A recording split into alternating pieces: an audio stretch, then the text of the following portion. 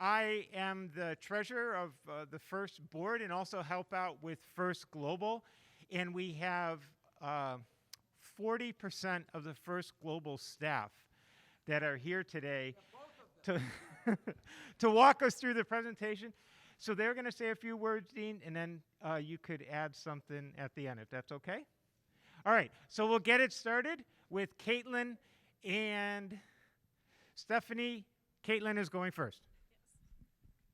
Hello, everyone. Thank you so much for coming. I hope that you'll learn a lot about First Global, and we're obviously excited to talk to you about it. Just for a show of hands, so I know how many of you have participated in First Global as like a volunteer or a team. Give a hand raise. Okay. Yay! Awesome. So, to get us started, we actually wanted to show a short video, and also I'll give an overview. So, next slide. Yeah.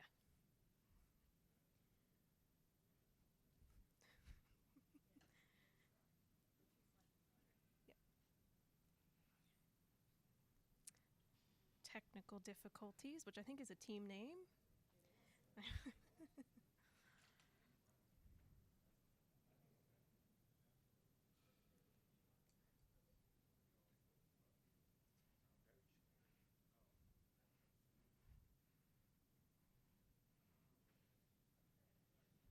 Unmute it.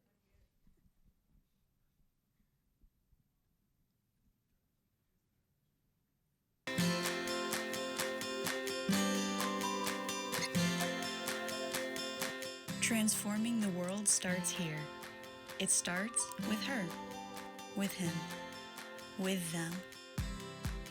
There are many brilliant young minds with the potential to transform our world for the better.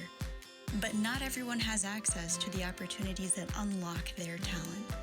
But what if every child had the tools they needed to solve problems in their own communities? Our mission is to inspire leadership and innovation in youth from all nations by empowering them through education in science, technology, engineering, and mathematics, also known as STEM. With First Global, any student can bring their imagination to the table and receive the tools to make their vision a reality.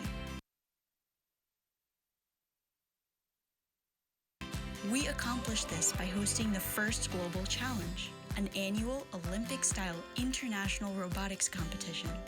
One team of youth from each country builds and programs a robot to compete in a game themed around an issue of global importance. But more than scoring points, these athletes score invaluable life skills by cooperating on alliances, surpassing cultural, geographic, and linguistic barriers to achieve their goals.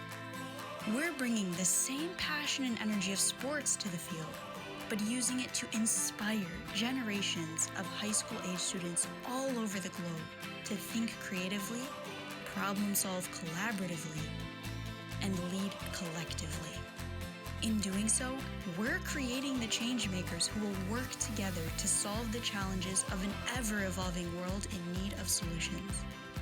And is there a greater future than one created by ingenious young minds united for a better tomorrow?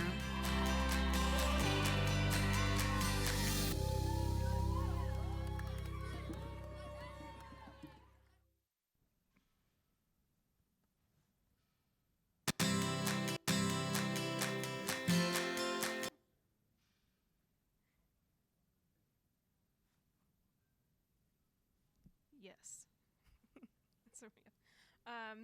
So this is just a really short overview and introduction to First Global specifically. So who are we? What do we do? Just a high-level overview, because we do share a lot of similarities with First. You know, and of course, our founder is Dean Cayman. So he founded us back in 2016. Yes, yay! So he founded us back in 2016, and then our first competition season was 2017. So we're a little bit younger than First by just a few years. We're entering into our 6th competition season, which is really exciting. And we are our own separate nonprofit from First. And yeah, we have several programs on offer to inspire kids and to really get them involved from all over the world. So, next slide. So what is our mission? Very shortly, our mission is to inspire the next generation of STEM leaders and innovators. And we do that again through our programming. And what does our impact look like? Next slide. So these are just a few of the measurable statistics that we can talk about. And one that I want to highlight that is exciting for us is just the general impact, with more of the kids feeling more prepared after they complete our program and after they go through our program to pursue a STEM career and pursue a STEM-related degree. And we're also starting to see, you know, the real impact of that with having some of our alumni come back through as volunteers through the Global STEM Corps, also at the event. And it's really exciting to see that, especially in the Global STEM Corps, because we actually had a team, and I think they called themselves Team First Aid. And they were alumni from Team Bangladesh and Team Sri Lanka.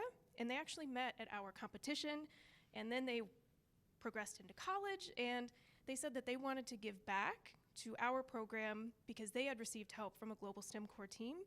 And they thought, well, I think it's time for us to start giving back to the program. So we're starting to see some of that come full circle. Next slide. So, you know, there are quite a few programs that we have on offer that support our mission. And the first one I'll highlight is called the Global STEM Corps, which I just mentioned.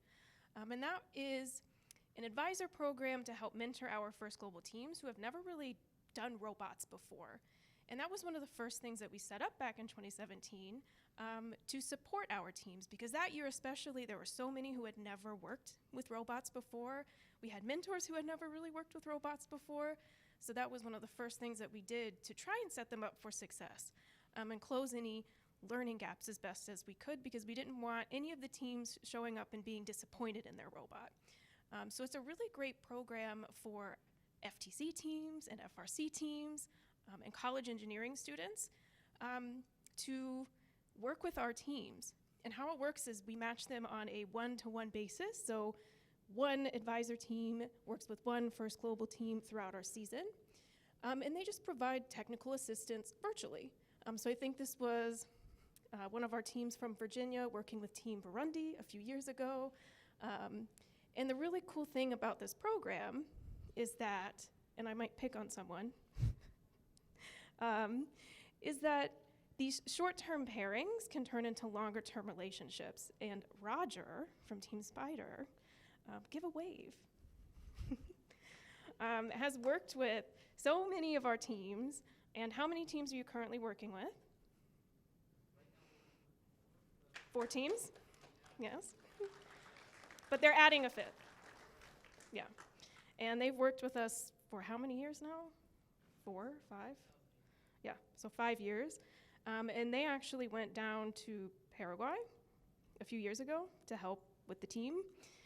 So you can start to see some of these really cool relationships turning into longer-term friendships.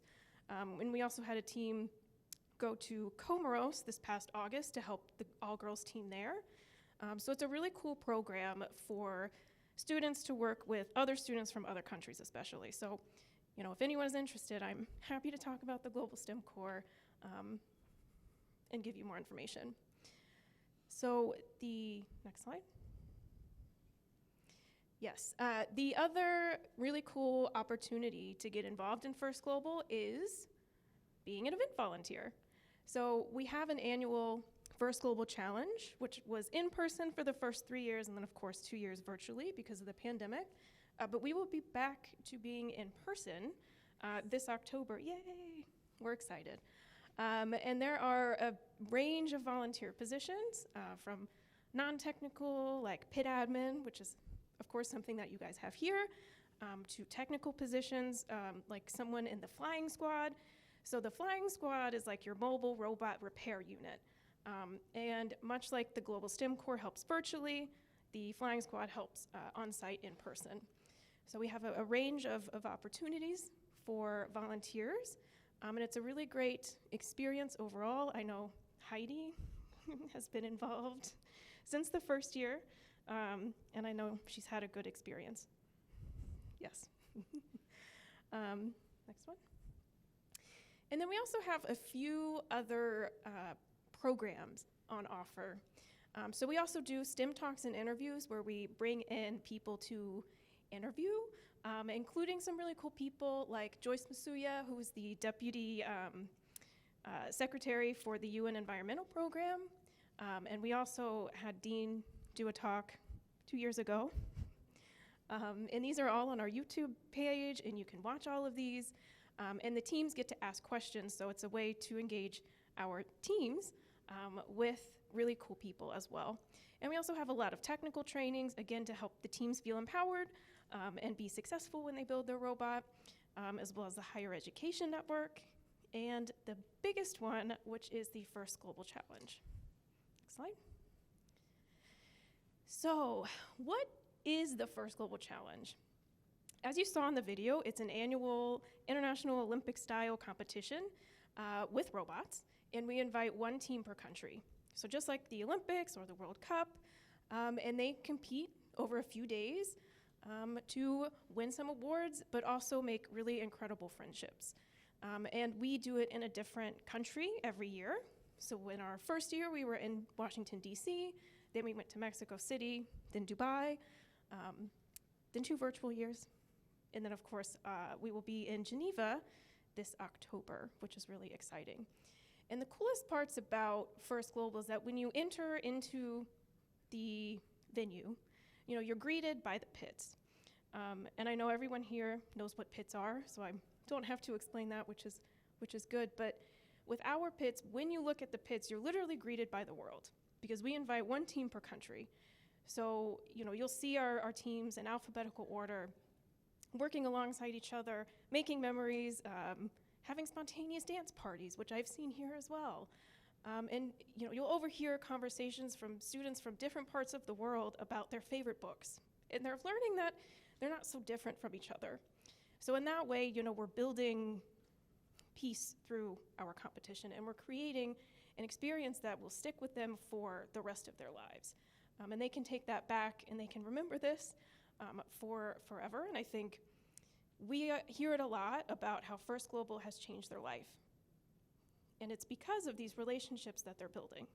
So just like our teams and students from Sri Lanka and Bangladesh who are now giving back as volunteers, they're forging these friendships that can last for a lifetime.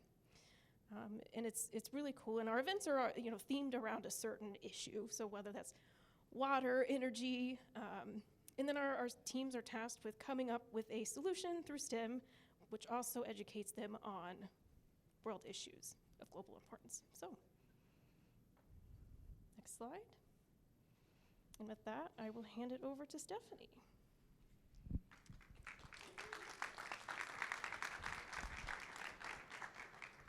Hi, I'm Stephanie. I'm the Development Director at First Global. I also manage teams, so if you have any team questions or you know of any teams and countries that want to get involved, come find me. So I wanted to give you a little bit of background too about why First and why First Global. So First Global was started to be the spark in a lot of these countries. First is incredible, it's huge, it's already international, but we wanted to be able to reach all of these other countries that don't necessarily have STEM programs. So ideally what we can do is quickly get into a country, get kids excited about this STEM education program, and from there, First can build up FTC, FLL, or FRC programs within the country. So what we have here, you can point your phones at this and hopefully it'll work. It'll bring you to our magical map. What this map is it shows the 196 nations that have participated since our first competition in 2017. If that magic image doesn't work, the link is up there also. Once you pull this up, there's a drop-down menu, or you can just click on the country. What you'll find is an example of all of the teams that participated in that country in a year. And Tony, I might put you on the spot. Yeah, I don't know if maybe Austin, if you could just pull that link up on the internet. Did the image work? Did that actually work for everybody? Yeah? Were you able to find your favorite nation? I know there's a lot of international teams here too. I'm looking at you as Cutter. Were you able to find your team on there? Yes, thumbs up. Very cool. So what it gives you is a history of every team that's participated for each competition each year. And on each of those pages will be the team profile video, social media content they've posted, just a summary of everything that they've done, pictures of them with their robots. There it is. So pick a country, Austin, any country. Libya.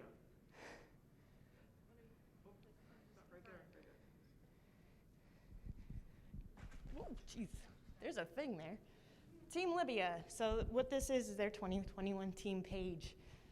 You can see they are also an FTC team. We will bring up FTC and FRC in Libya in a little bit.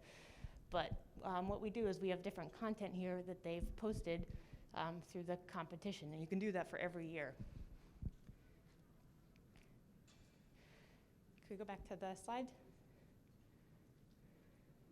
Oh yeah, there's 2018. So I don't know. It's pretty cool. It really shows the breadth of this, and you'll find that it's not always the same partner and the same team every year, so I encourage you to explore that a little bit. Go ahead, next slide. So first, global teams. We are modeled after the Olympics. We have one team per nation of high school age students. That means 206 total nations as recognized by the International Olympic Committee, plus one other team. We have a team of refugees, Team Hope, which are a team of Syrian refugees living in Lebanon. They do not have a home nation, so they still get to participate on this international stage. In 2019, our event in Dubai, we had 191 teams. So including Team Hope, that's 190 different countries all came together at this event. Pretty impressive. Like Caitlin was saying, you walk through the pits, you're walking through the entire world. As for how each team is selected, I've got a couple different, I've got Gambia and we've got our team Bhutan, who are wonderful. We love working with them. Every team, every nation selects their students a different way. If you have a particular question about how a certain nation does it, please just ask. I'm happy to talk about the details. Go ahead, next slide. So our robots. These might look a little familiar to some of you. What we do is we use the Ftc Starter Kit provided by Rev Robotics. They're our partner in this. All of the teams get the Ftc Starter Kit, and they get another box on top of that that is First Global specific components.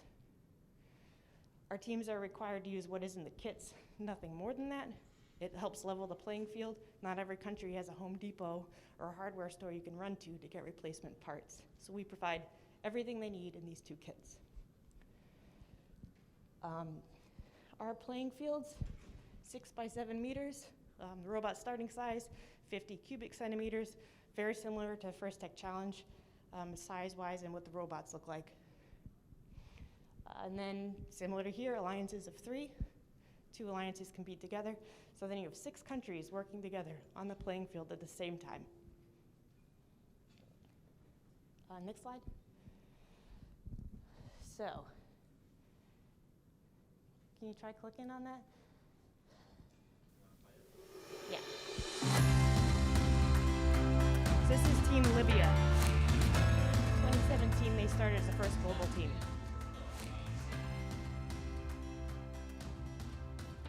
What are we going to learn from this competition?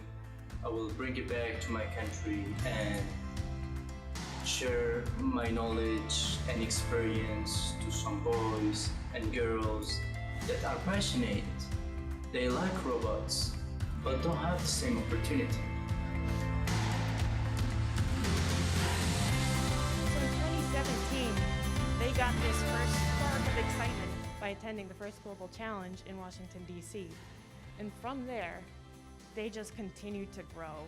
Every year, adding more teams, becoming involved in FIRST, in FTC, and in FRC. Here they are in the Dubai competition in 2019. Our 2 remote years during the pandemic with some of the content they submitted and their participation there.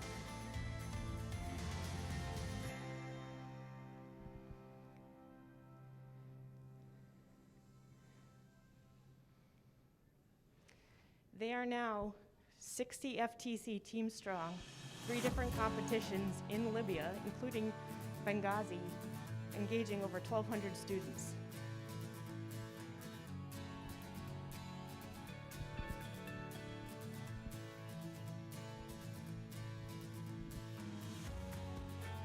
This is what First Global was created to do. Libya now has a strong STEM program, engaging all of these students. And Mohammed, are you here? Mohammed Zaid, are you here? Sorry, there are multiple Mohammeds. So our team Libya, our partner, is here with one of his FTC teams. I encourage you to stop by and see him. Their story is incredible. What I'd like to do, and this is kind of a offhand thing. I know we have a couple participants in the audience. I was hoping you might say a couple words just about your experience. Team Kazakhstan, are you here? Would you want to come up and just tell everyone a little bit about your experience, briefly, how you started, and the program you're growing now?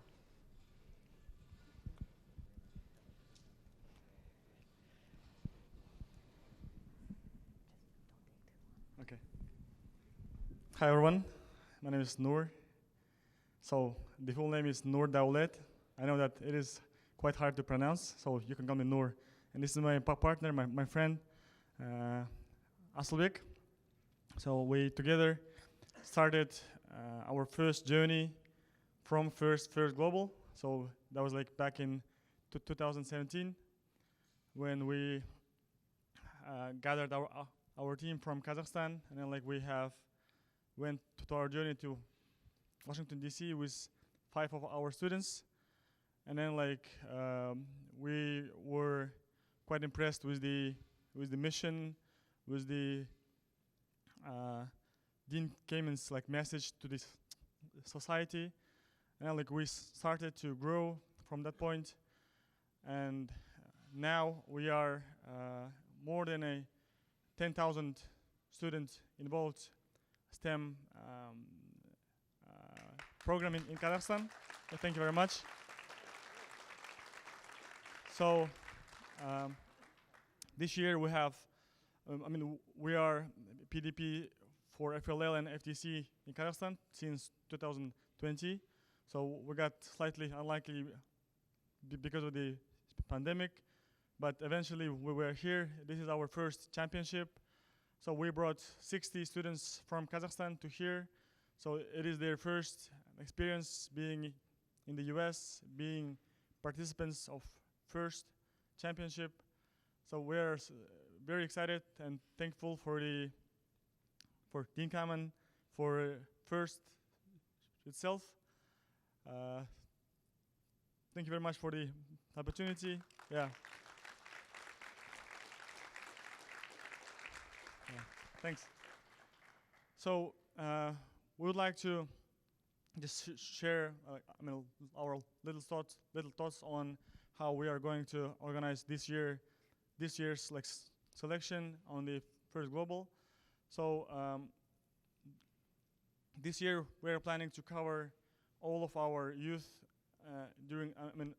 who's in those age range, who's like eligible for the First Global. So that it means that there might be like thousands of people who will be involved in our program. So like we have structured our selection process by different online activities like social media challenge, like coding challenges online. So like we select our students with very basic things, and then like in the end we are planning to have a huge competition, like our national First Global challenge, like with involvement of up to 40 teams. So it means that hopefully we will cover all the youth in our region. So like we are eager to help to the other Central Asian nations or the other nations who wants to be part of our community, our competition. So you're welcome. Thank you very much.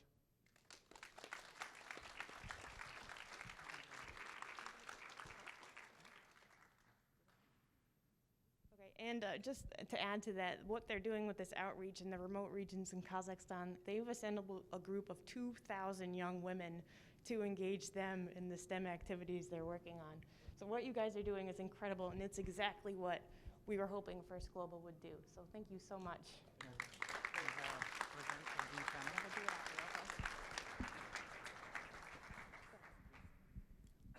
And then I'm going to pick on someone again.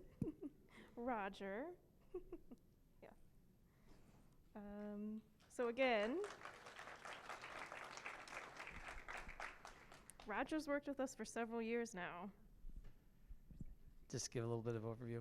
Okay, so we were introduced in 2018 to First Global, and at that point we started, we call it mentoring, but it's the STEM Corps Advisor, Paraguay, and then also we collaborated with another team, Team Inspiration, and we also worked with Team Benin, and then we ended up adding Togo, we ended up adding Bolivia, Peru, and then lately Ecuador, and it just kind of keeps coming. Now Libya, and all of these teams that we're working with, it's really about inspiring them, about giving them the support that they need so that they can be successful.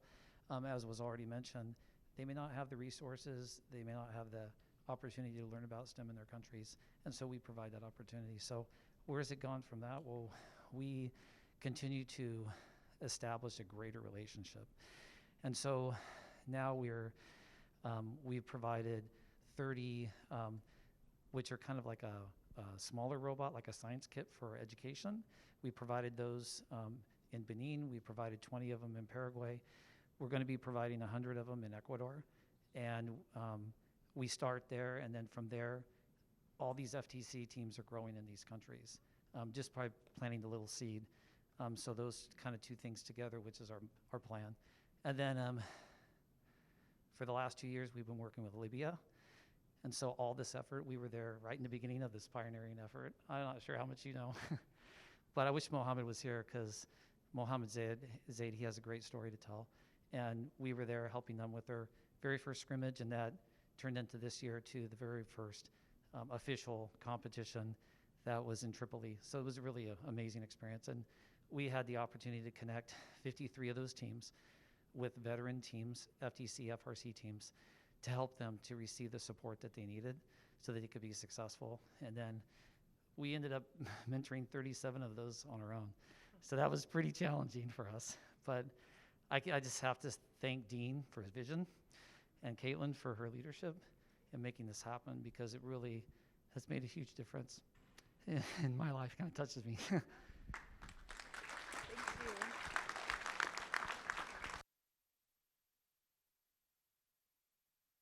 Okay, I have another team example for you. I'd like to introduce you to Mohamed Kharib. He is our partner for Team Qatar, which started, I believe, in 2019, was their first year participating. So that's not that long ago. Howdy, everyone. Howdy. My name is Mohamed Kharib. I'm originally from Egypt, but I have been working in Qatar for about 10 years. Actually, I requested to talk today for 2 reasons. First reason is a personal one. Please allow me. It's first time to be close to Dean Cayman, so I would like to shake hands with him. Thank you. Second reason, actually, I was inspired by the talk by Stephanie. She mentioned something that I really felt and I really experienced during my journey with First Global.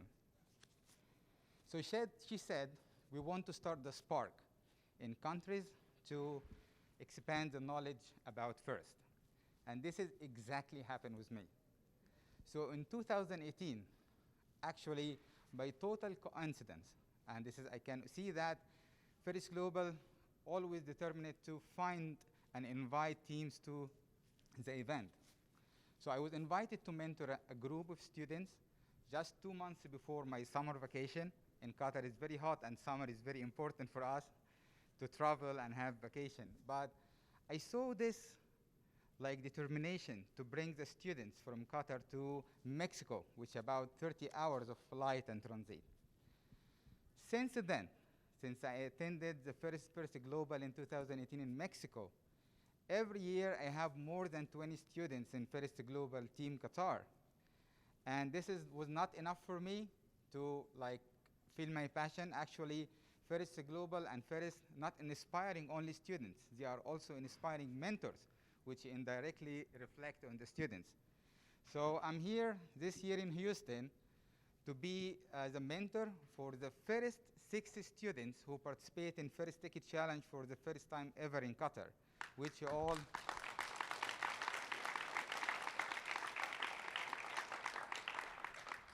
started by the spark. It started by First Global and the great team of First Global and the great Stephanie always supporting our team and other team. And I had the pleasure and honor to help Team Afghanistan when they visited Qatar this summer. So thanks First Global and everyone for providing this for everyone. Thank you.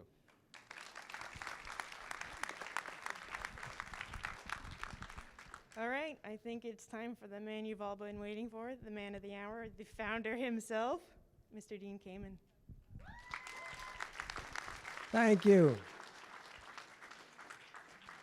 So the first thing you need to know is I have not seen any of this before any of you. It's as new to me, and some of these stories are as new to me as they are to you.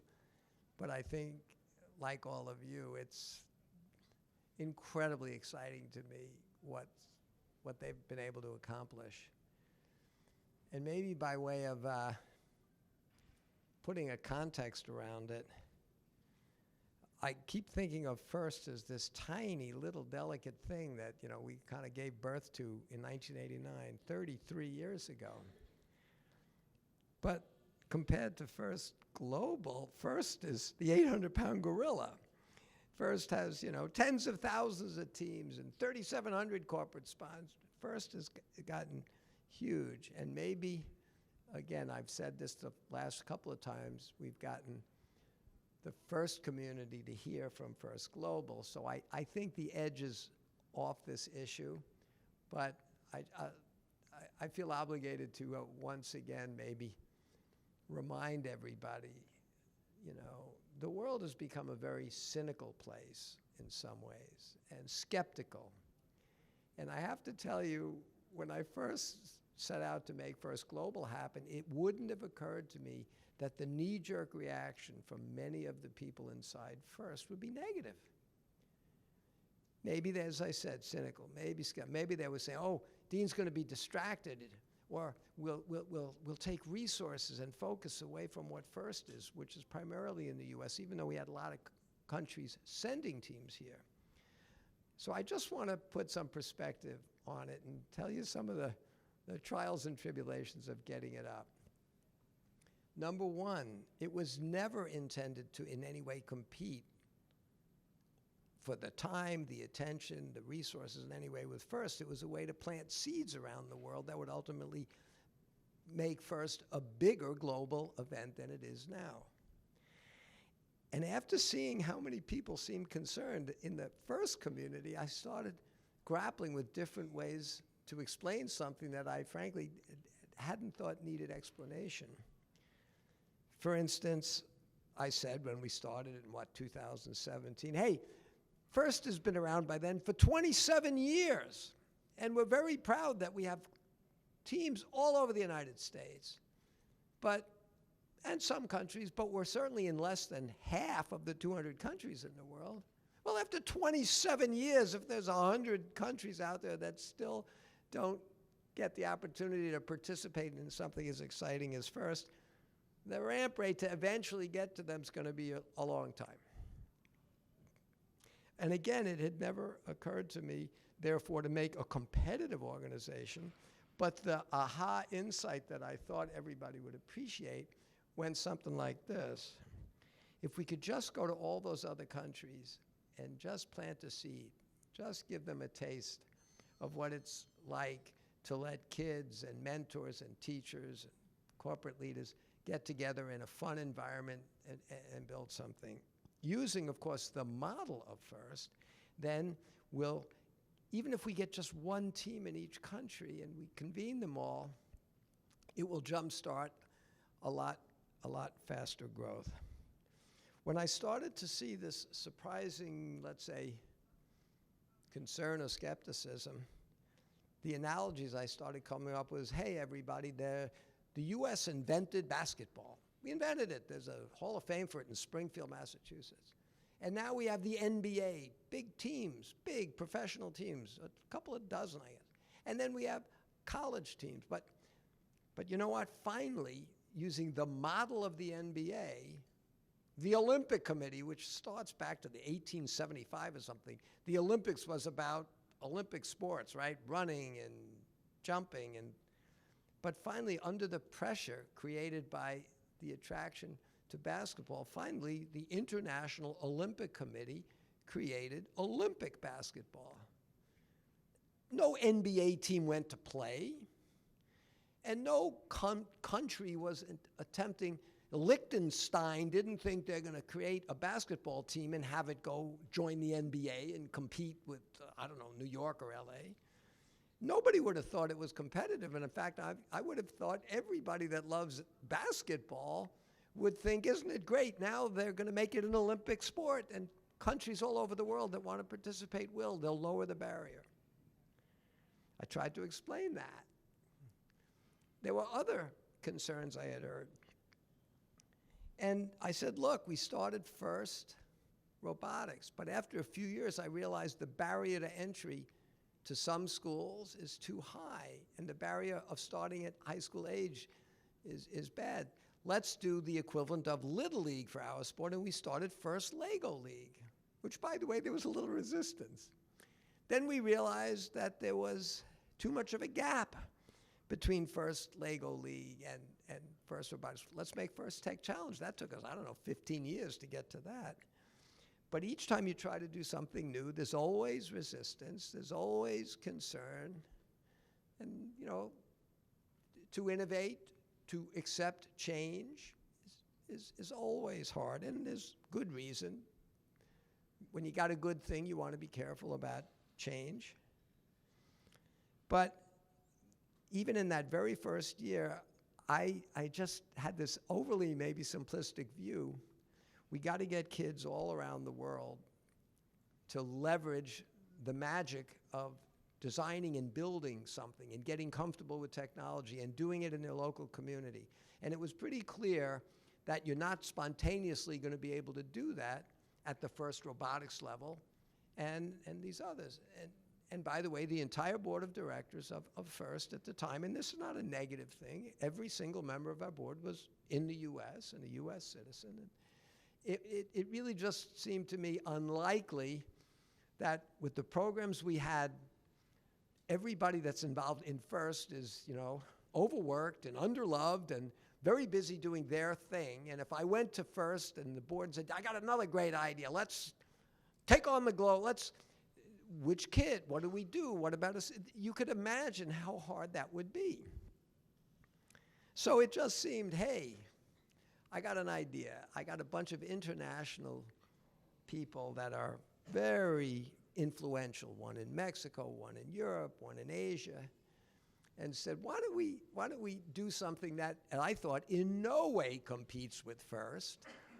In fact, just like the Olympics does not compete with the NBA or the NFL, it's a no-brainer. Let's try this. We'll make a separate kit, which, by the way, I primarily funded a lot of building that kit to make it a complete kit that you could build a pretty sophisticated robot with, knowing that if it worked, not only would we not be taking away resources, mine or anybody else's from FIRST, but if that kit worked for one per country in the world, specialized so that you could build a whole robot, as you heard, in a place where you can't run into Walmart or you can't run out to Home Depot and get stuff, well, then that kit could come and become the First Tech Challenge kit in whole or in part.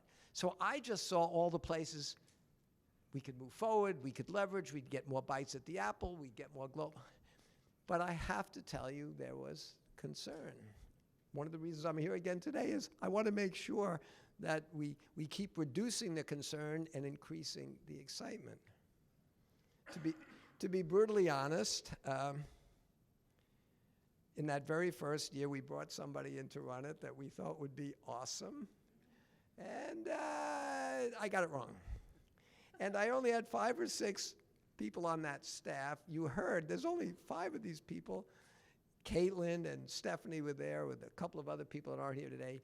And they took the brunt of somebody that, you probably wouldn't want to be working for. And I was really afraid it might get bad enough. It could cause First Global to go down. It could cause a problem. And let's face it, I called it First Global, and you couldn't dissociate it from First, and I didn't want it to dissociate. I wanted to leverage First. But I went back to our then chairman, who I believe is still in the room now, Kelly Ortberg. I don't know if he's here. But he was our chair of First, and he's also the chair of a Fortune 500 giant company. And I said, Kelly, there's some stuff going on that we've got to deal with. And if it goes really bad, the only thing I can promise you is it'll take me down intellectually, emotionally, financially if it goes away, but I will never let it reflect badly on it, and it will never be a hit to First, which has the spectacular long-term reputation, and we'll keep it that way. Basically, I was saying to him and then to the whole board, tails, you'll all win in the long run with a new program. Heads, I'll lose, but you're safe. You know, I try a lot of crazy things in my life. I'm doing it all the time. I try to make all sorts of new things, and most of the time, I fail. I get over it. You only have to make it work big time once in a while to make it all worthwhile. As long as your failures, when I fail on a medical product, I didn't put it on a person. I didn't hurt a person. The project might fail. As long as your failures can be tolerated, whether they're financial or otherwise. And a lot of the new projects I've asked the First community to jump into didn't take off the way we thought or had to be restarted. But I can deal with that. I've become very comfortable with failure. Big organizations can't afford failure. There's too many people depending on them to succeed. So with all of that, I kept trying to push forward, but I was frankly very concerned not about First Global. I was concerned that the First community wouldn't embrace it or would be skeptical or and I couldn't understand why. We weren't taking resources from First, and we don't intend to until today. Now I want all of you to help First Global. But I thought, wow, I better quietly move First Global forward in the background till it can nurture, get up to where everybody will see it's an Olympic-style thing, the same way Olympic basketball is not a threat to the NBA or any college or any other. Anyway, I'd like to thank the board of First because they could have easily said, Dean, this time you went too far. But they didn't. They said, Dean, keep trying to evolve this First Global things. We did it literally in Constitution Hall. We had something like 130 countries, and these kids embraced each other from every country that showed up. It was incredible. And the following year, we did it in Mexico City. You can't ask First to hold its championship next year in Mexico. It's not. They're different. That's why we have First Lego League and First. They're different. You need different programs and different tools to meet different needs. Well, the global needs weren't going to be met anytime soon by any of the current and existing First programs. Anyway, then we went to the Middle East. We went to Dubai, and we had 190 some odd countries there, including, as you heard, Team Hope, the refugees. And each year that First Global moved on, it became at least clearer and clearer to me that the vision was working. We have teams from Poland here today. The country of Poland had no First teams until they had one team in the first event in Constitution Hall. And within weeks after that team went back to Poland, I got a call from a gentleman who said, this is fantastic, Dean. Our team from Poland's there. We need teams all over Poland. I said, you're damn right you do. Well, and he said, well, how's First Global going to do that? I said, First Global isn't going to do that. First Global is going to give you one team every year from now to. But if you really want a lot of teams, you want to have, for instance, your own regionals, go call First. and get involved. And they did that, and Turkey did that, Romania did. And so over the last few years, it's working. Planting the seeds is working. And we're starting to get teams broadly enough in each country that instead of putting all these kids and parents and teachers on an airplane to fly to a regional somewhere and sit in a hotel, that's pretty expensive. For the cost of moving one team from somewhere in Asia or Europe to a regional in the US, you could support 50 teams in that country to do a local event.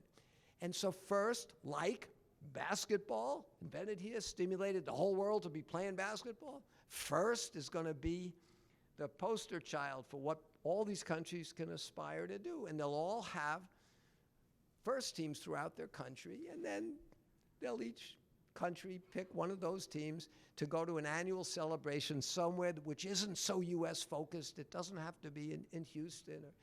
And it will run a parallel path, giving us all these extra growth opportunities.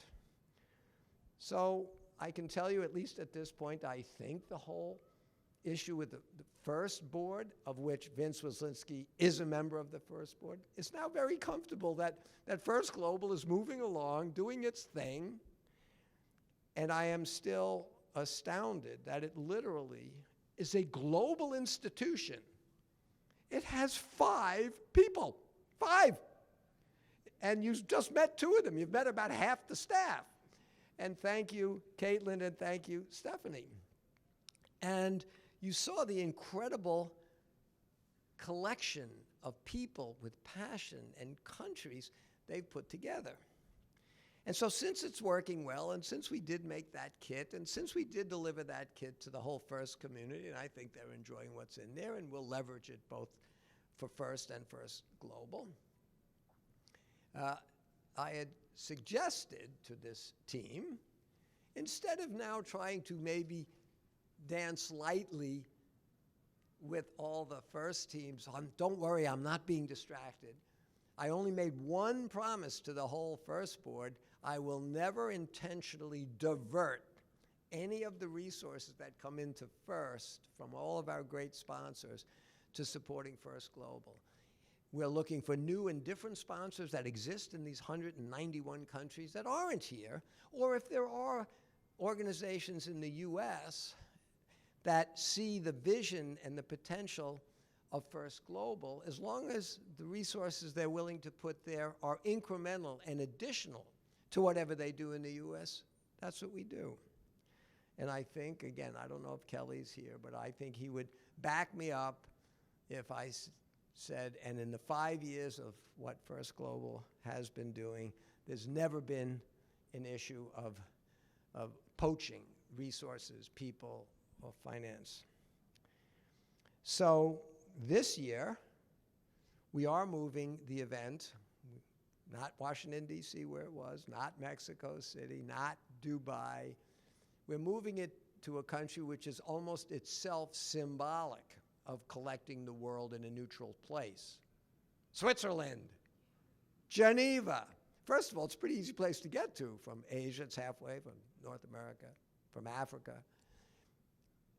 But Geneva also happens to be the birthplace of the International Olympics, and it happens to be the home base of the International Olympic Committee. There's just something very symbolically appropriate that nearly 150 years ago, a bunch of business people created the International Olympics because their vision was we've got to get people from around the world to communicate and cooperate and talk to each other when they're young and compete in a positive way, sport.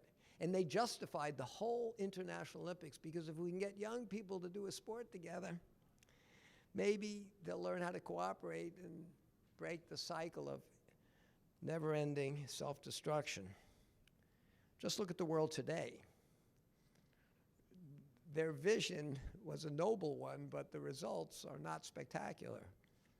Frankly, the Olympics is a very big, very expensive ordeal. It's become very commercial. It's shrouded by all sorts of,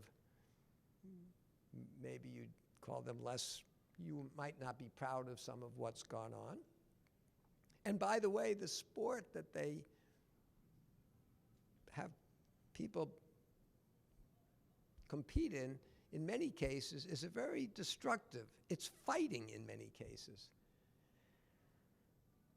It certainly isn't leading all of its athletes to career options.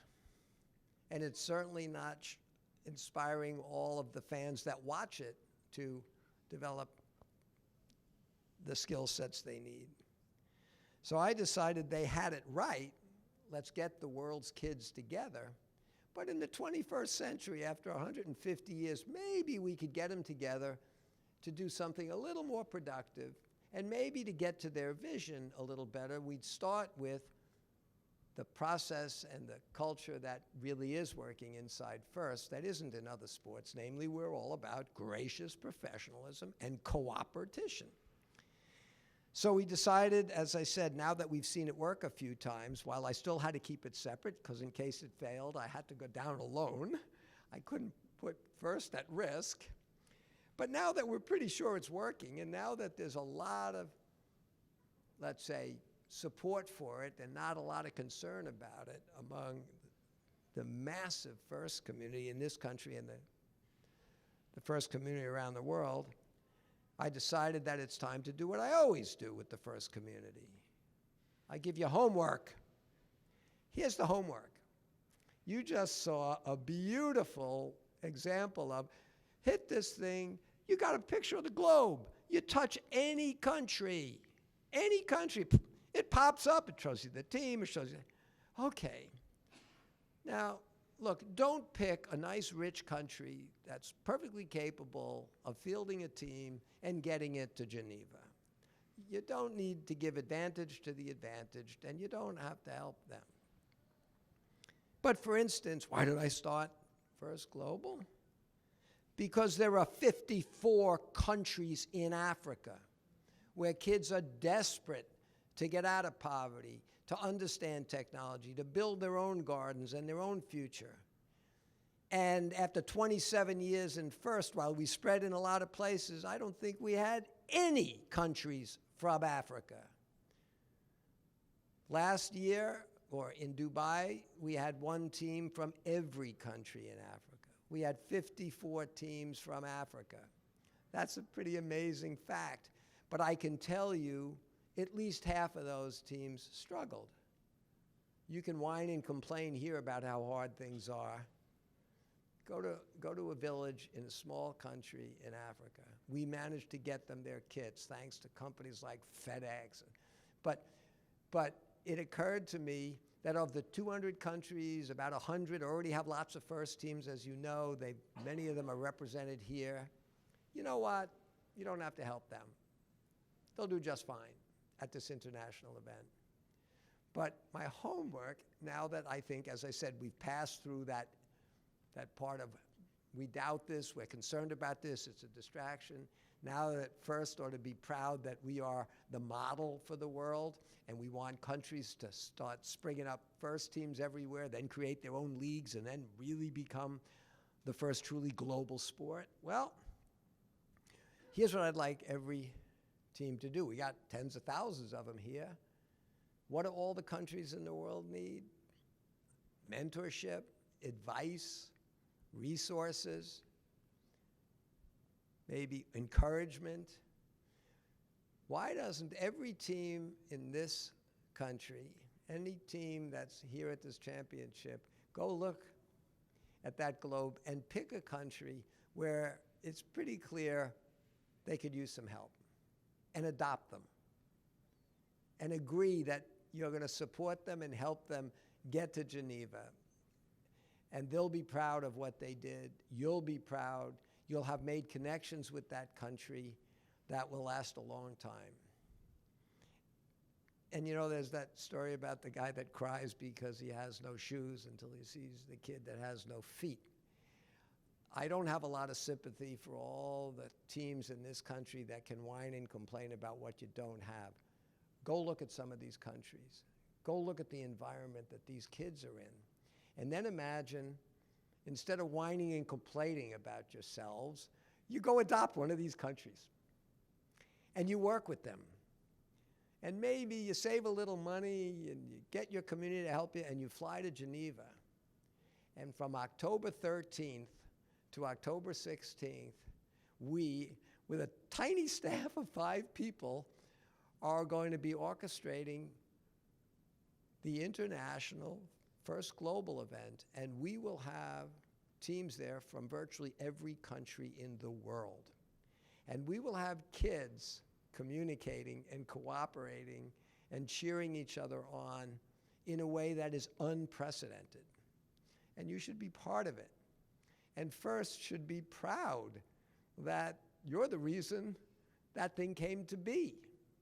And you should be enthusiastic to show gracious professionalism and to show how you can work with these countries and with their teams and their kids. So you've heard a little bit from Stephanie. You've heard a little bit from some astounding people that have already benefited from First Global and have spread to thousands of people what First Global is doing. But as far as I'm concerned, as you all know, nothing ever moves fast enough for me. And if something is working, you don't sit back and say, yeah, it's working. No. If it's working, you got to step on the gas. If it's working, you got to move it further, and you got to move it faster. And all you have to do is look at the state of the world today, and you'll know why if we don't get more kids around the world to learn how to communicate and cooperate, if we don't get more adults around the world to start recognizing we got to be using technology as a tool and not a weapon, we're all going down together. If we can use FIRST as a platform to show the world what happens when people can cooperate, that success is not a zero-sum game. It's not like they've got oil, I want their oil. They've got gold. It's not a zero-sum game where history has always shown that countries are fighting over stuff, whether it's land or water or oil or wheat. No, go around the world and just deliver new ideas. Because handing somebody your idea isn't like handing them your gold or your oil or your land. You still have it. And if they give you a good idea in return, you each started with one good idea, you now each have 2 good ideas. The world can get infinitely richer faster the more we have smart people working together. The alternative to that is we have a small number of people that are smart using technology as weapons against each other, and the world is going to see 6 billion, then 7 billion, then 8 billion, then 9 billion people dividing up less and less and less, fighting over more and more and more, until we've all raced ourselves to the bottom. So I'm asking the entire FIRST community, I know that most of the teams out there aren't in this room, but you chose to be here. You talked to all the other teams. Will you please let everybody know what FIRST ought to be doing? Every team at FIRST should go to the page that Stephanie put up and find a country. Maybe you once visited there. Maybe your parents visited. I don't know. Pick a country that could benefit from your experience and help them get to Geneva and help them have a great experience. You'll feel better about it. They'll feel better about it. FIRST Global will grow. Each of those countries will then start having many, many of their own teams. They will all join the FIRST community, and life will be good for everybody. And I won't have to worry about anybody at FIRST once again thinking, you know, Dean went off the reservation again. And anyway, I want to officially thank Caitlin and Stephanie for hanging in there through the trials and tribulations. We are trying to bring more people there. And to show that, by the way, I don't know if he's in the room either, but is Rick Clemmer here? He is. So Rick Clemmer very quietly joined the board of FIRST less than a year ago. He is the chairman and CEO of one of the major semiconductor companies of the world. And because the semiconductor industry, as we all know, has become a critical linchpin in just about every industry being on the edge of shutting down. They can't build cars anymore without electronics. This whole semiconductor industry is trying collectively to get enough resources to build enough new foundries so that they can supply the critically needed electronics to the world. And since all the big semiconductor companies already supply lots of mentors and support to FIRST, we figured FIRST ought to sign a memorandum of understanding with the entire semiconductor industry by which we work with them to get focus on the US government helping to subsidize an enormous step function in the ability, the capacity to make more semiconductors, and to do it and to make sure that FIRST stays a part of that growth, creating the workforce they're all going to need. We asked the semiconductor industry to have one of its well-respected international CEOs join our board before the legislation goes through, and I'm happy to tell you Rick Clemmer has agreed to join our board. But you all know me. I'm never satisfied. Rick made the tragic mistake a few months ago when I invited him to a big event in California, X-Prize, and he was with his wife, and I said, well, bring her with you. So his wife came with him. Now, his wife is sitting next to me, and well, what do you do? I asked Danielle. Well, I'm an advisor to the royal family. I'm a producer of film. And she goes through the stuff she does, and I realize I got the wrong Clemmer. So I said, Danielle, here's how it goes. Rick is now on the board of FIRST. I can't distract him to help FIRST Global. That would be violating my poaching rule. We need him at FIRST to make sure things go well, particularly with all this semiconductor shortage stuff. But you, Danielle, by the way, lived in Europe, particularly Great Britain and Switzerland, and is the chair of a foundation. I said, you, Danielle, need to become part of this tiny little group called FIRST Global and help us make the Geneva event a huge success. And she's agreed. So I've now added for you a real resource. And you should not be bashful. You should call her right away. But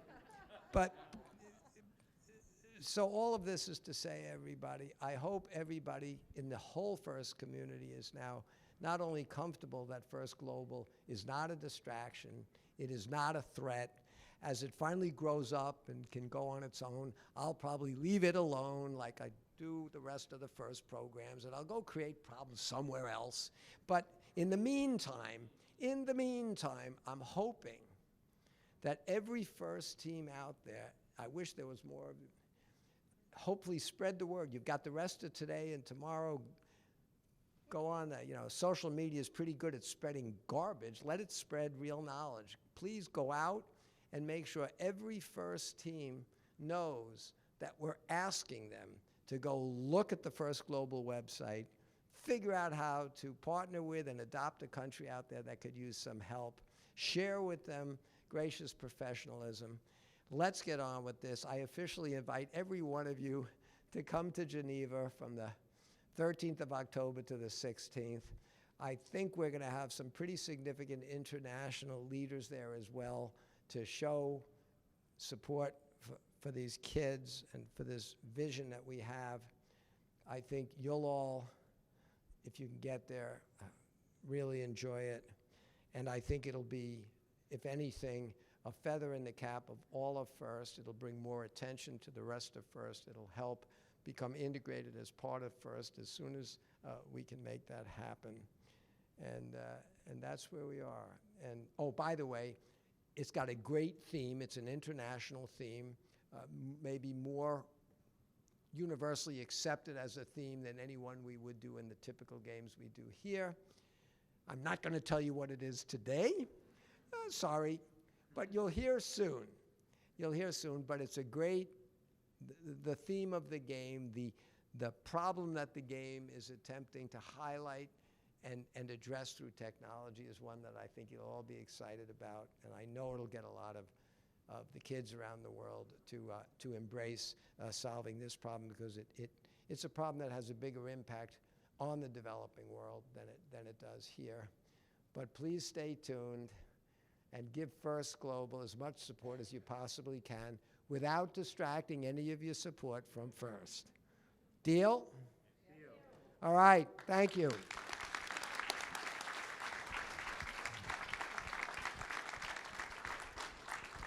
Thank you, everyone, for coming. On your way out, I have a bunch of First Global swag. Please take as much as you want. I don't want to bring it home with me. And any questions, Caitlin and my emails are up there. Please reach out to us, and we'll be around all day tomorrow, too. Thank you.